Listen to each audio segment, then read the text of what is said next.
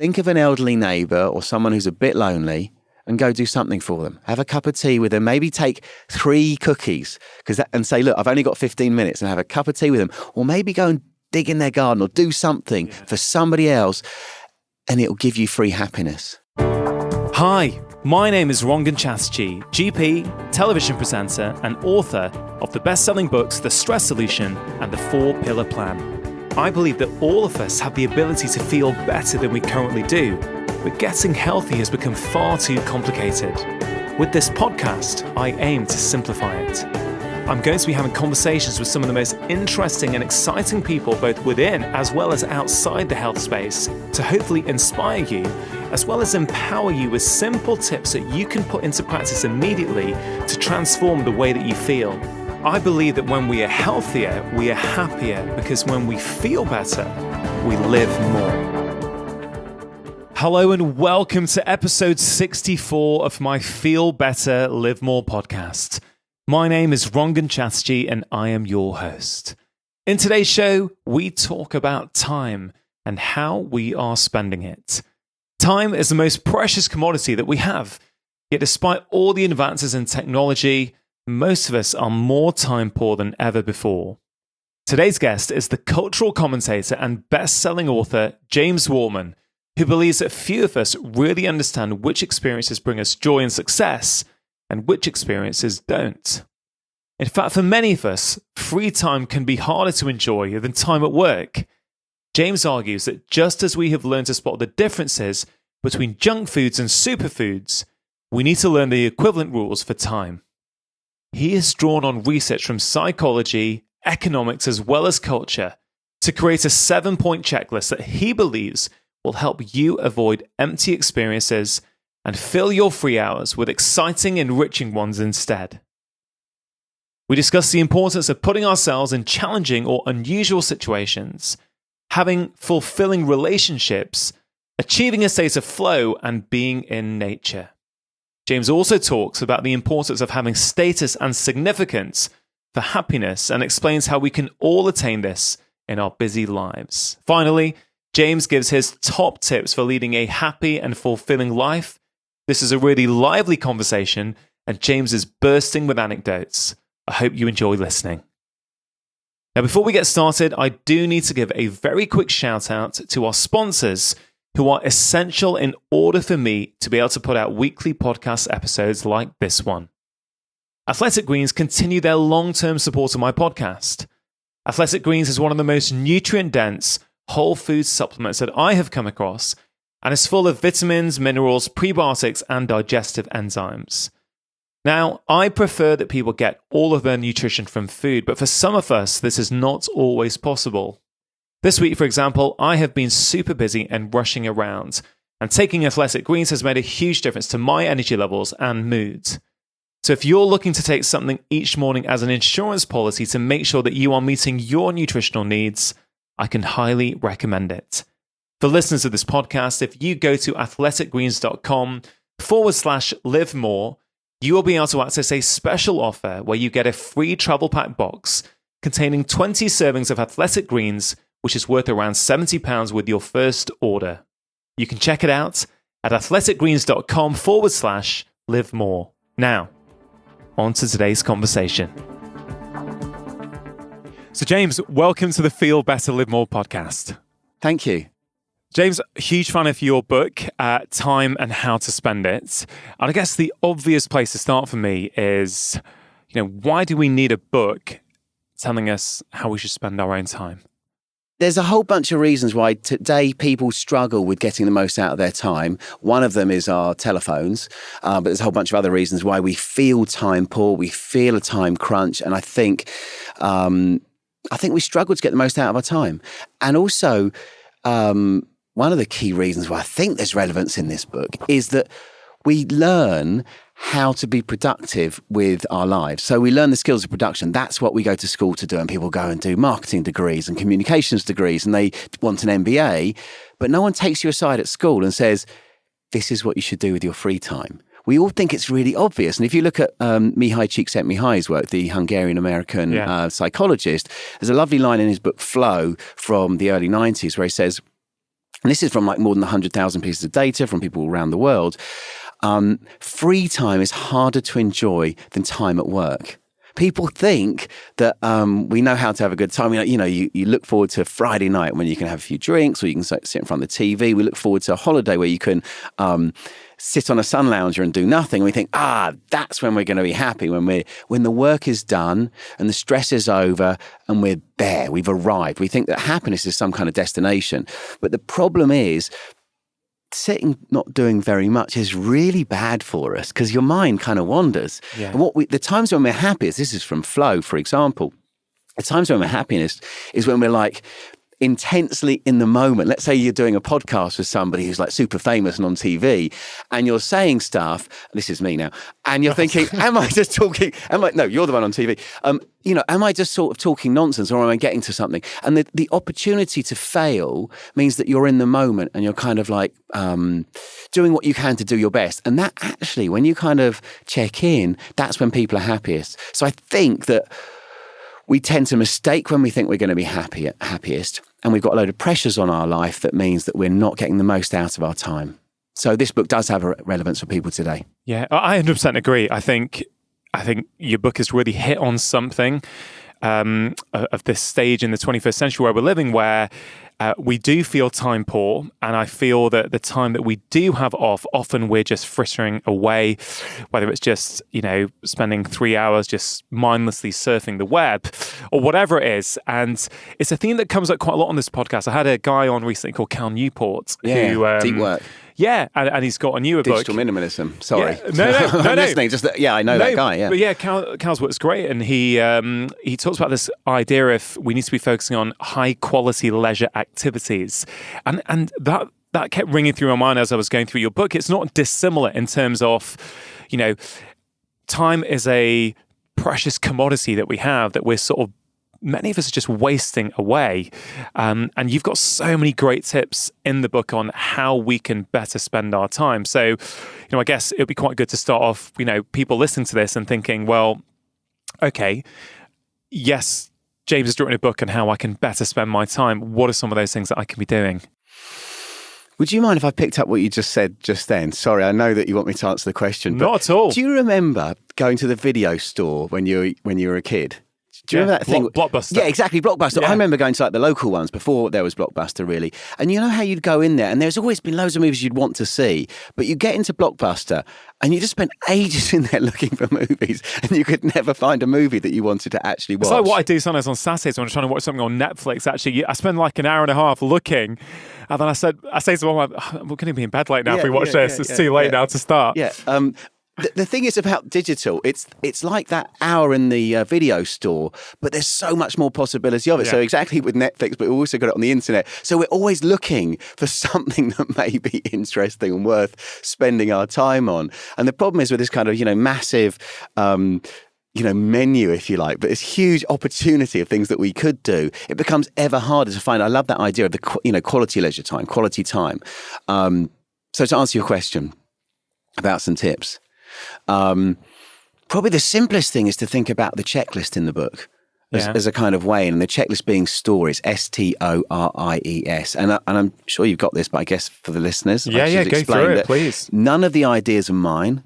They're all stolen from people much cleverer than me. I talked to anthropologists and sociologists and psychologists and economists and historians, etc., and I read their science papers and I stole their ideas and pulled them into something that's, something that works for people, something you can remember. Because the problem with knowledge is not that there is knowledge out there of what we should do with our time. The problem is actioning it on a Saturday morning or a Friday night, or, Yeah, James, and I think there's another theme to that there, which is that this era in which we're living in means there is always something else we could read. There's always something else we could watch. There's always more information. You think you've got your head sorted about what you want to do, and then you go on Twitter and you see another article go, maybe I should be doing that. So I think there's incredible value in terms of what you've done, which is, learning from this great body of research and sort of pulling it all together in a very actionable form for people. I think it's incredible value. Thank you. The story sounds It's funny. I remember, talking to people about this, trying to come up with a checklist. So you've read Atul Gawande's work, I'm sure. Yeah. You the kind of British Atul Gawande? I wouldn't go that far at all, no. He's a physician and a great author. You're a physician and a great author. I certainly would not compare myself. He's not on TV though, is he? You got one up on him. You're winning. I like that, no? I don't even watch much telly. That's the irony of this. And we'll come to telly, because telly is something that you talk about quite a bit, isn't it? Yeah, it's a bit like mobile phones. Mobile phones, TV, lots of things. A bit like alcohol. Use is fine. Abuse is really bad. So a little bit of it is great. Watching TV, I love The Office, the US Office. I like watching Ricky Gervais do comedy stuff. But too much is bad. So stories is, the first S is story. Then it's transformation, outside and offline. The R is relationships, I is intensity, E is extraordinary, and the S is for status and significance. And all of those sound super simple, obviously, and I hope they should do. Hopefully the story's idea is memorable enough for somebody to action and use. But there's science underneath each one of them. So the story is, really simply put, although I'd love to go into it in more detail if we have the time, is the magic of story is when you tell a story, it connects you with someone else. It sets off a domino line that leads to happiness pretty directly. So the way that this works is if I was to tell you a story about the time I was cycling on my bicycle through London and another cyclist came up alongside me and bumped into me and knocked me and I fell onto some grass. The thing is, as I tell you that story, you're picturing it. Yeah. And that's something called mirror neurons, which was discovered, I think, like within the last 10 years or so, maybe a little bit longer. And mirror neurons is the basic idea that when one person tells a story, the other person's neurons in their brain fire up as well. So basically, our brains are working in sync, which is a physical manifestation of empathy, because it creates some, we are thinking along the same lines. Yeah. And that creates a connection. Connection is relationships. Relationships is happiness. So when you start by doing something, doing anything, if you, go climb a tree, if you go for a walk with a friend, or if you, actually the best stories are the ones where something goes wrong. If you go camping and your tent blows down, or you try to get a job and it doesn't work out, or you go on a date. It's probably some years since you've been on a date, but if those friends of ours that, go on dates, the magic of a bad date is a bad date turns into a story. A story, when you tell it, fires up the person listening's mirror neurons. That creates empathy, that creates connection, that creates relationships. So the magic of any kind of story is it creates relationships, and that's happiness. There's so much coming in my head as you said that. We're joking a little bit about the sort of telly work that I've done in the past. Yeah. And what's interesting is that a few years ago, when I'd never done any television, I remember the producers saying to me, there has to be a hero's journey in everything that comes out. So that's kind of what you're saying, is that there has to be that story when they're editing it. There has to be that failure in the middle that you then overcome. Yeah. And there's a book out at the moment, I don't know if you've read it or not, by Will Storr, The Art and Science, I think it's called The Science of Storytelling. And again, it's about how sort of ingrained storytelling is to us as humans and how important it is. And so when you talk about storytelling and stories, let's say, how does that equate to people better spending any time off that they've got? It's a great question. I don't know that book, so thank you. I read a whole bunch of books on, story. In terms of how you think about your time off, the difference that it makes is if you know that story leads to happiness, then in your experiences, in what you do with your weekend, in what you do with your holiday, and what you do with your Thursday night, you should think about the story that it might give you. And I love the fact you brought up the hero's journey here, because most of us think that what we want from our time off, because we work hard and we deserve it, thank you very much, we want this kind of relaxing time where everything works. But if you look at the hero's journey and the structure, the kind of man in whole, person, problem, solution kind of, 3-step arc, if you like, no decent story happens where everything works out. Think about Cinderella. If Cinderella had been living with her mum and dad and she met a prince and got married, it's just not a story. Yeah. But her mum dying, her horrible stepmother moving in, her evil stepsisters coming in and making her life terrible, and then her kind of hauling her out of this and that magical woman fairy godmother. Yeah. She gave her the opportunity, and she meets the prince, and she goes to the ball, and then she has to come away because, it's midnight, and then jeopardy, is she going to get the guy or not? And eventually, he goes around with the glass slipper and he finds her, and they're all happily ever after. That's only a story because things went wrong. Yeah. So what that means in terms of, the takeout for a person in terms of what they should do with their time is, instead of just always aiming for sort of the perfect weekend or the perfect holiday, when stuff goes wrong, that's your opportunity to have a story. So the thing is, if you think about the importance of story in terms of it leading to relationships and therefore happiness, if you come back from your holiday and someone says to you, how was your holiday? And you say, it was really nice. We went to this villa, we hung out, we had barbecues, we swam in the pool. It was nice. That's a rubbish story. Yeah. Whereas if you go on that holiday and let's say you've got that set up, you've earned your holiday, so you're going to go do this thing. But if you're aware of the fact of the importance of story, you won't just sit by the pool and have a nice time and have a barbecue. I'm not saying you necessarily will, smash the windows or something. Yeah, or have the high car nicked or something. Which again is a great story. Well, getting lost is a great story. Yeah. But maybe what you'll do is you'll go out and you'll seek out some kind of adventure, and you'll be aware of the fact, especially if you were to buy the book and read it and you were to look at the structure of the hero's journey and you were to understand the importance of tests and allies and enemies and saying yes to adventure, you'd think to yourself, okay, fine, so we should do something while we're away. This is on a weekend, this is on a Tuesday night, whatever. We should do something. We say yes to some kind of adventure. And then we should accept the fact that it's going to have some challenges in there. There'll be some tests. There'll be some allies. There'll be friends on our side. And there'll be enemies too. There'll be people who will deliberately, like the annoying boss that you may or may not have had, or maybe a director you've worked with, or some, I don't know. There's people who you just think, or maybe when you've been on TV, you've had people who just say weird stuff to you when you're doing live TV and you think they're trying to stop you.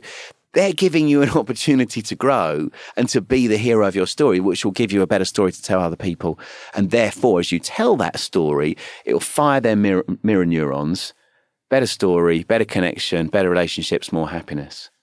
Does that make sense? No, it does make sense. So I'm just trying to think, does that mean in some ways, have our lives become a little bit too safe, a little bit too predictable, a little bit too... So this is what I do at the weekend. I go and I run on the treadmill for 30 minutes, on that flat, predictable surface. I mean, it doesn't have to be running, let's say, but for example, running out on a trail or in the local, park or whatever, where you're going to have a few obstacles, or there might be a dog that you have to coming up to avoid. I don't know, it's not quite the same thing as Hero's Journey. I don't know, I'm just trying to draw it into something practical. Is that a way of creating a little bit of a story for someone? Like they want to go running, right? So they enjoy running, but doing it on a treadmill in a very sterile environment is going to have a very different experience than doing it out and about, right? Yeah. I really like the way you're taking this. Thank you. It's really, it's. I'm just thinking on the spot. But how do you take this idea and actually apply it in your life? And your idea is a good one, actually, especially being outside and offline and going running in the woods as opposed to just running on a treadmill is going to be really good for you. But you're right. I think it's not so much about designing every last part of your life. It's accepting that serendipity and spontaneity is a key part of things. But maybe it's putting yourself in a situation where something might happen. Doesn't necessarily happen, doesn't happen every time. But putting yourself in a situation where there's a line I use in the book. Instead of head for the holes, think about the man in hole journey. So the person, problem, solution, the idea that we need the test and the trial is aim for or put yourself in a situation where something might happen. So going on a trail run, you could bump into an old friend. You may or may not, I don't know. But you could bump into some people, which is always a good thing too, because you'll be communicating with people. You might get lost. You might get lost. And lost is great because lost, well, as long as you come back alive, that's an ideal situation. But lost is a great situation because it's automatically going to be a story. You're going to have a challenge because you don't know where you're going, especially if you get lost without your telephone. Because then you actually have to ask people, and you actually, rather than just like, oh yeah, okay, fine, and you follow the way back. Yeah, and I guess telephones, well, we call them telephones. They're not really telephones anymore, are they? They're in fact, talking on them is probably one of the least things that we do on them. Our smartphones, they're sort of computers, like mega computers in our pocket.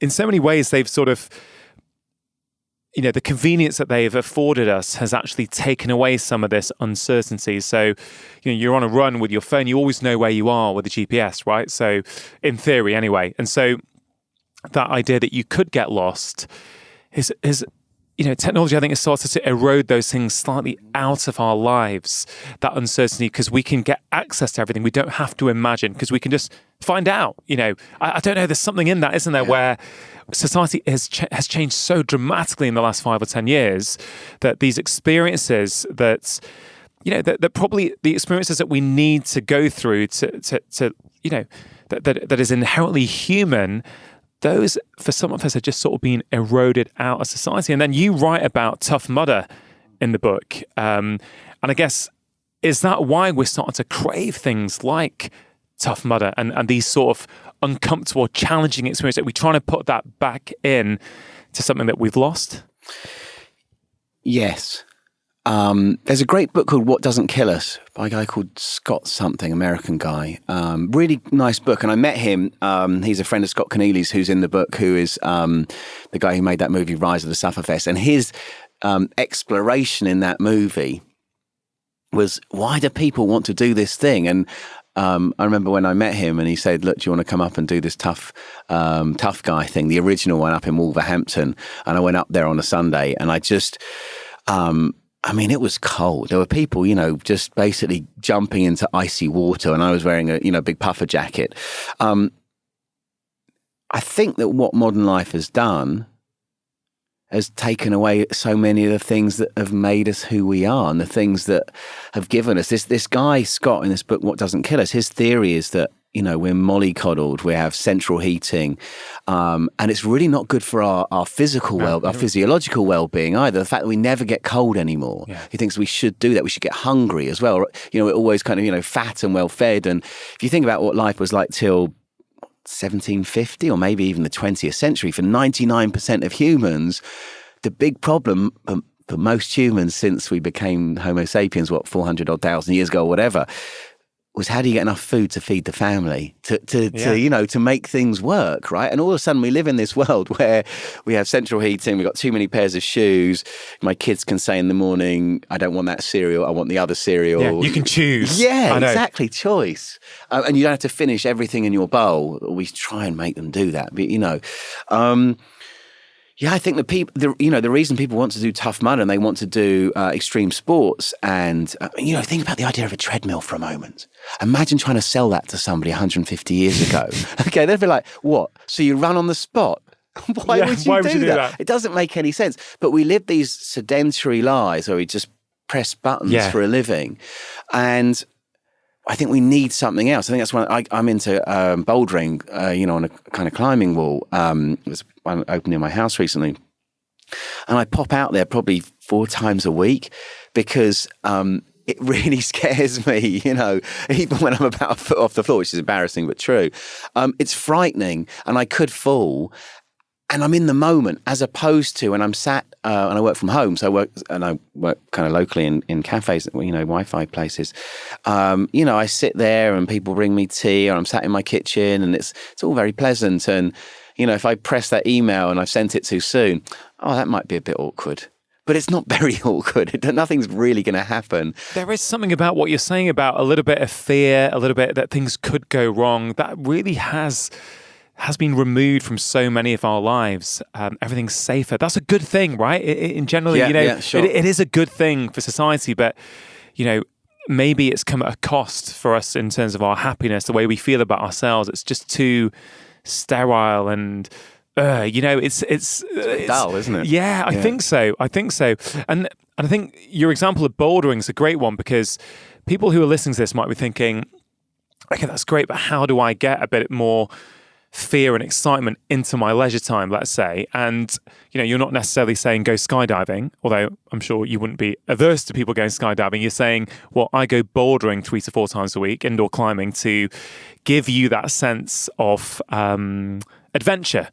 And, as we said just off air before we started recording, in my last book, The Stress Solution, I spoke about how my wife, I sort of told the story about how, she would sometimes get quite stressed and quite anxious. And Is that living with you? Is that what causes Well, that would do that, to be fair. That would do that to anyone.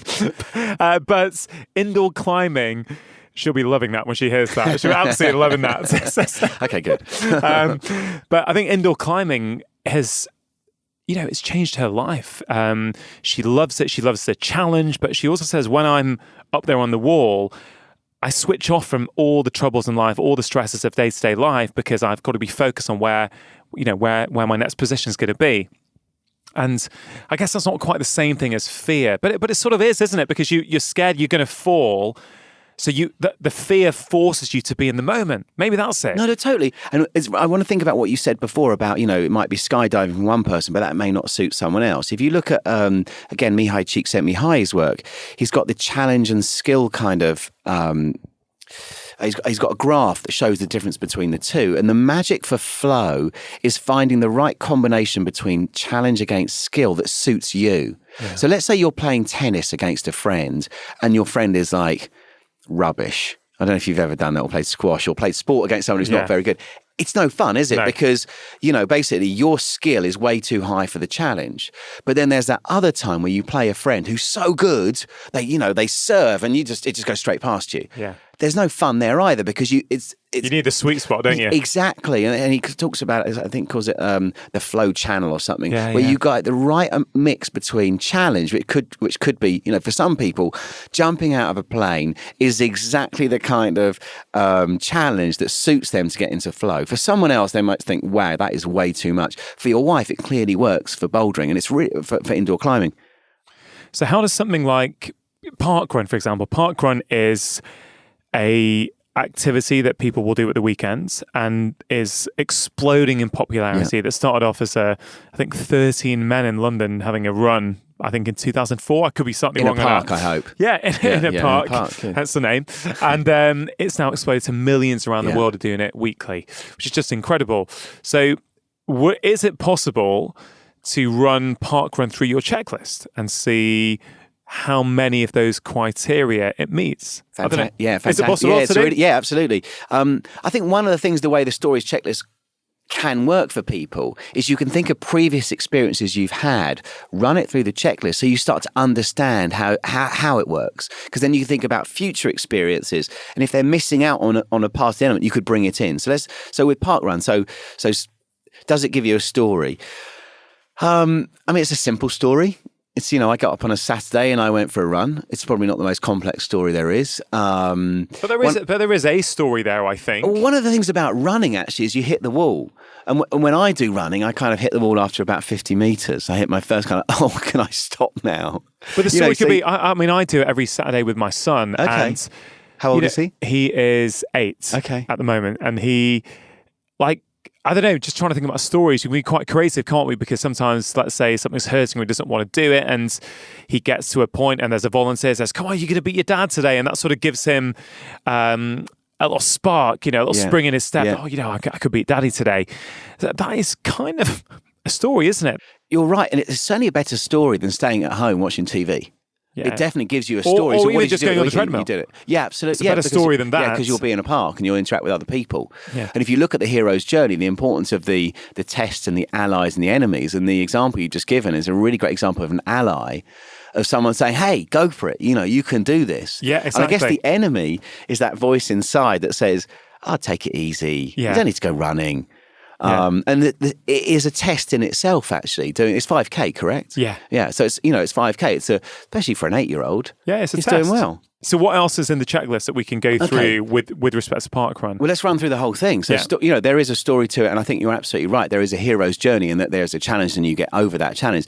Transformation is... at its simplest, it kind of takes the idea of the 4 or 5 most robust frameworks for happiness, like self-determination theory, which all have the idea of autonomy and change and growth and development in them. So it's the idea of being who you really feel you are and growing into the person you feel like you could become. And so the magic of going on a parkrun is, for a start, there's there's transformation that you're not just at home, you're not just at work, you're not just doing the thing, you're not just at school, you're doing something different, you're in a different place. In the book, I've got this idea of the 3 degrees of transformation. I know, it's a brilliant, I love that chapter on transformation. It's really great. But it also, if you think about that park run, it's very much something different to what you'd normally be doing. And the fact that you're spending a bit, we'll come to the R for relationships. Yeah. But, the opportunity for you and your son to do something together is wonderful because you're building, you're building a relationship with him. And if you then think about the O for outside and offline and where running came from originally, and the guy who discovered it, he partly discovered it. I think all of us, when we go and, come up with something in our lives, it sometimes harks back to who we are. And if you think about, I'm trying to think of his name now, the chap who discovered running. The guy who was running. Jerry Morris. When you say discovered running, the health benefits of running. Exactly, discovered the health benefits. I didn't know that story. It was great. And now he's running in London at the weekends and he was putting together the research on how running is good for us or exercise of sorts. Yeah. Well, I think the hunch for that partly came from the fact when he was a boy in Glasgow, his dad used to make them walk, I think it was a mile or 2 miles or something. And if they achieved it in a particular time, he'd get an ice cream. Right. And if they were slow in that time, he'd just get a choc ice. And I got the impression that the ice cream was better. So, he had this memory of him and his dad doing this thing. So when he came across, and this was in the late 40s, this problem of more men getting cardiovascular problems and, heart attacks and dying, he kind of had this hunch that it might be to do with the fact that because it was on the buses, he noticed that the bus drivers were dying. This was the research twice as often as the conductors. And this is something that just for people who've not read the book yet, just to, you make the case so beautifully that this is something that we take as gospel now, that being physically active is good for us. But we didn't always know that. We didn't always have the research to back it up. But it's amazing how quickly society changes and something we don't know, we now regard as fact. Yeah. I found that super interesting, actually. Well, that's one of the things I think that stories should help nudge people to make better decisions. Once you know there's science behind a decision, this is going to nudge people to make the better decision. Yeah. And in this, you mentioned there about the jogging. It was if you look at stats for smoking in the US, for example, up till 1962, the numbers of people smoking went up and up and up and up. Then 1962, the US Surgeon General says, something that I think people probably intuitively knew, because if you smoke, you get a smoker's cough, right? And you're breathing in smoke. I mean, it doesn't make a lot of sense. But in 1962, the US Surgeon General says smoking is bad for people. And all of a sudden it goes down and down and down and down and down. And so having that science, as you say, once we know that that jogging is actually really good for people and, impact stuff that gets your heart really going, more people go do it. And so we're now seeing this incredible increase in people doing it. So the transformation is doing something different to what you normally do. But it's also, if you think about, running 5K, it's becoming something.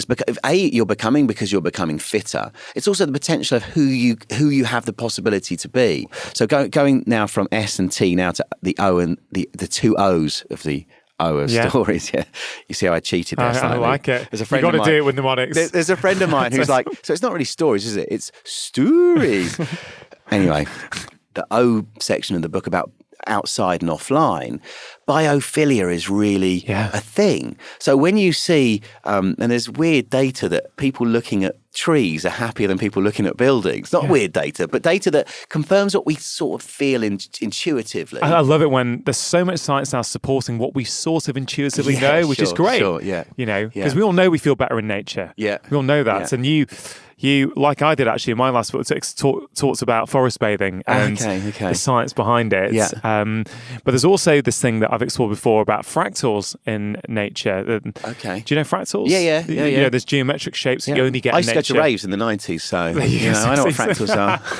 But simply when we look at fractals, the levels of the stress hormone cortisol go down in our body. So, just simply being in nature will lower your stress levels. And what I find remarkable is I think the University of Brighton did this as being in nature lowers your cortisol levels. Brilliant. Even if you can't go into nature, even just looking at nature, you think, this is incredible, isn't it? Yeah, We've got science to support what we sort of already know. Yeah. I've got the kids to start watching the David Attenborough show. Yeah. Because we're watching some nature. But knowing that stuff makes me go to our park more. But if you're doing a park run, you are by definition outside. You're in a park, which, as we've talked about, the biophilics really good for you. You're offline. But James, look, there is so much in there. There's so many practical examples of what people can do to make more, I won't say efficient use of their time, more productive use of their time, to use their time in a way that's going to make them happier. If you think about food, okay, so if you think about, there's loads of food that you could eat, but we all know there are some foods which are empty calories, some fast food, sugar products. There's the data that comes out that shows that, that too much sugar is not very good for us. But we also know there are like superfoods, and whether superfood is a bit of a marketing term, but we also know there are certain foods like blueberries, like broccoli, like kale, like, vegetables. This stuff will give you good skin. They'll give you good energy. They'll probably lower your stress rather than increase your stress versus sugar. I'm sure you know much more about this than I do.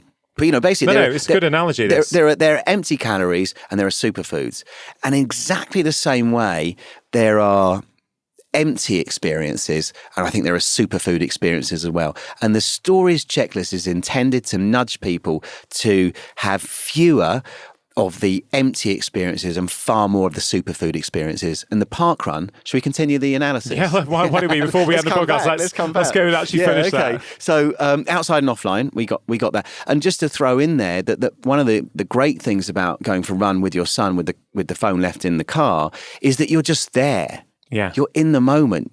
And the problem with the device, do you charge your phone in the bedroom? No.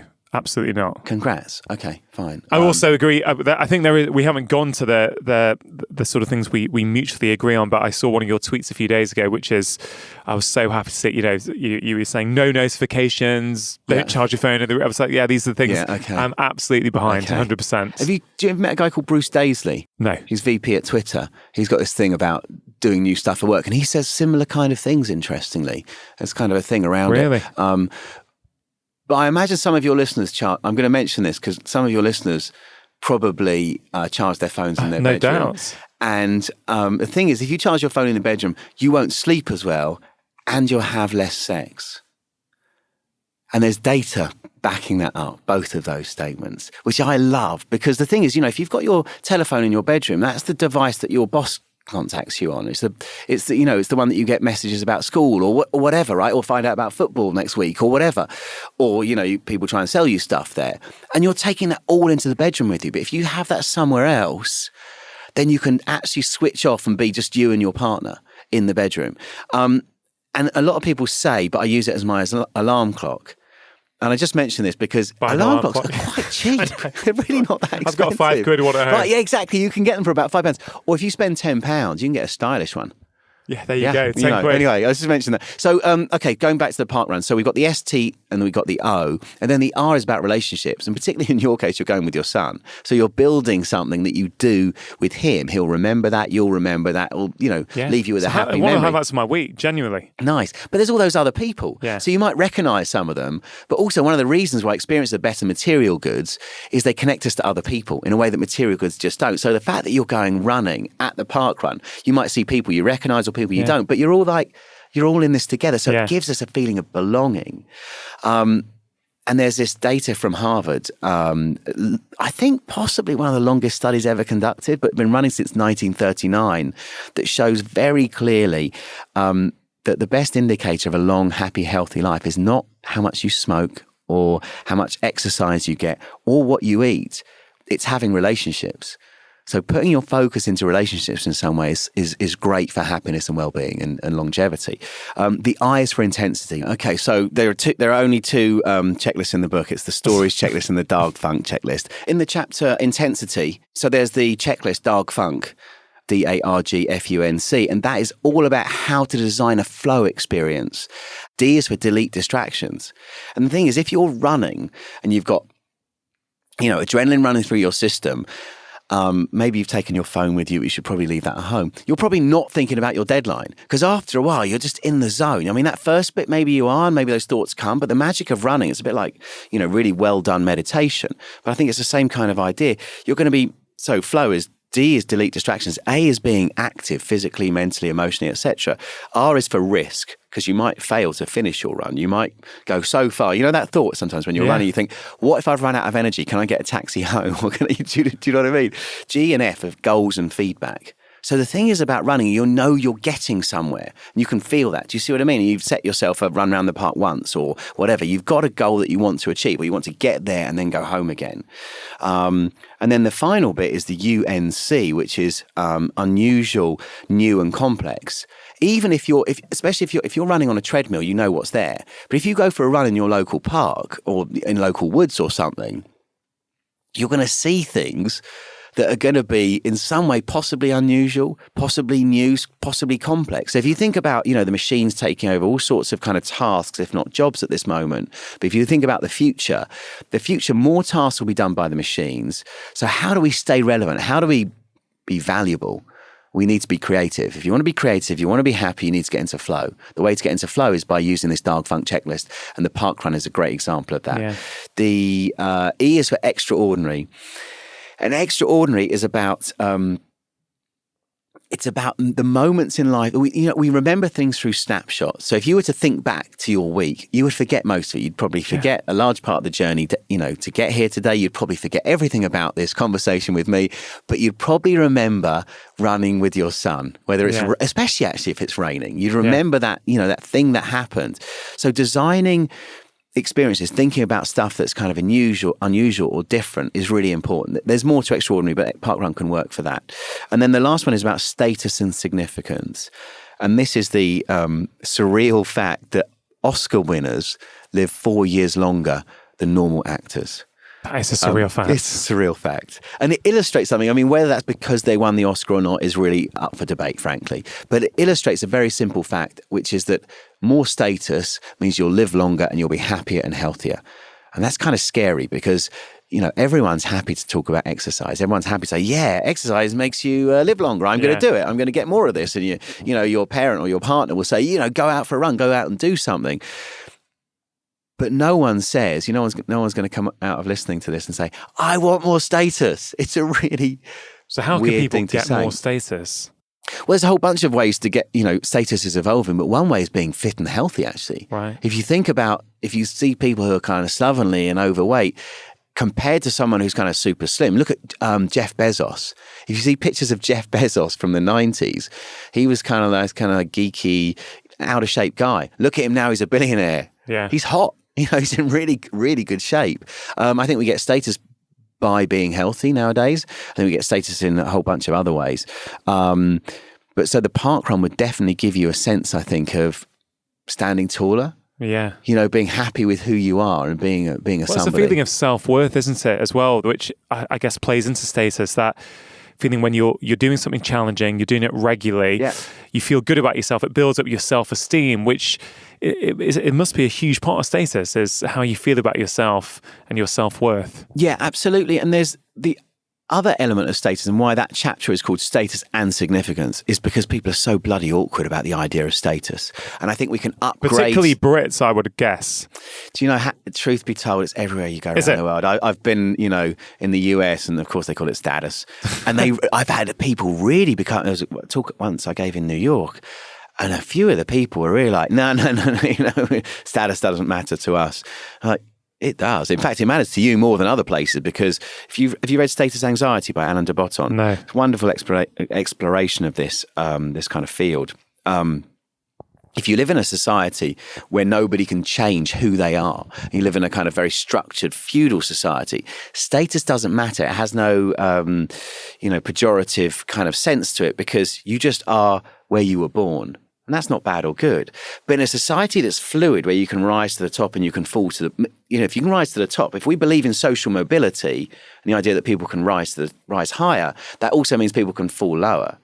So in that kind of society, your status has a real impact on, because if you fail, kind of says something maybe about you as well. Yeah. I don't want to be negative about failure, because you need to be able to go on that journey. But I want to throw in here the importance of significance associated with status, because status can be very egotistical, it can be very kind of me, my success is my success. But significance is about a success that's that's egotistical, but also altruistic. Oprah Winfrey is a super example of this. She is obviously wildly successful, but she's also given away more than $400 million.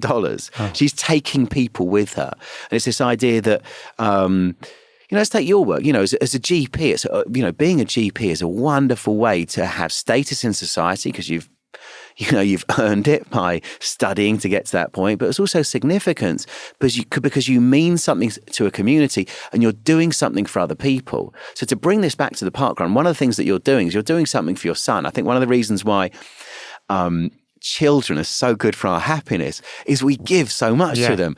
But when you give to your children, you're sort of not giving it to other people because you're giving to someone that's, who's very closely connected to you. But you're giving something to your son, which is running, and you're giving him the joy of exercise and the well-being that comes with that.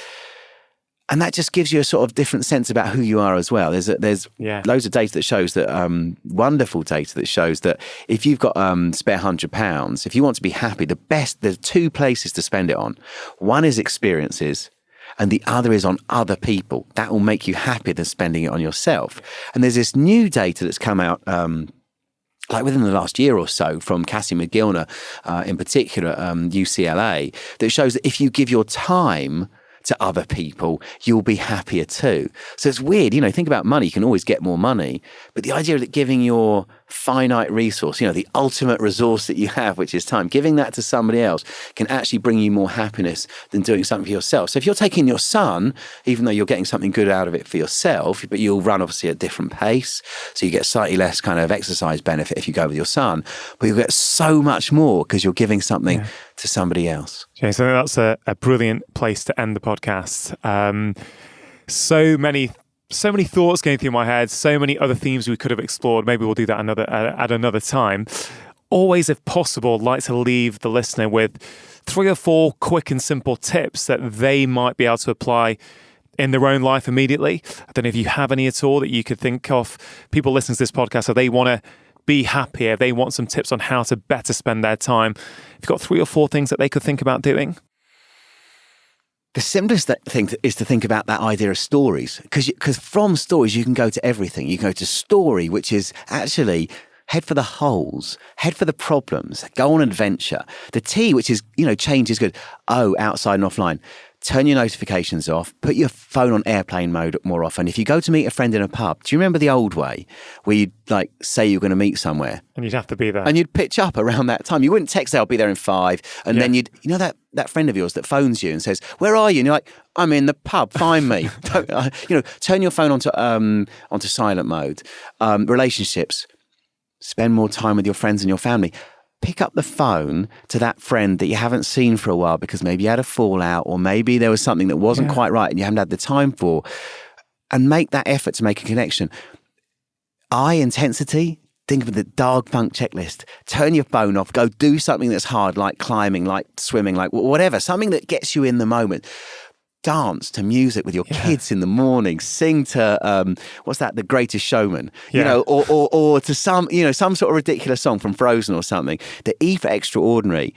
One of the magical things about extraordinary is about experiences is anticipation. It's free happiness. So make a plan today with somebody to do something in 6 months' time. Doesn't matter if you're necessarily going to stick to it, but arrange lunch with a friend. Anticipation that where the value free is. Free happiness. You can look forward to that extraordinary thing you're going to do. That is a brilliant tip, actually. Put those in the diaries. You've got something to look forward to. Book your holidays for next year now. So you know it's there. Exactly. That way you can look forward to it. And it's free happiness.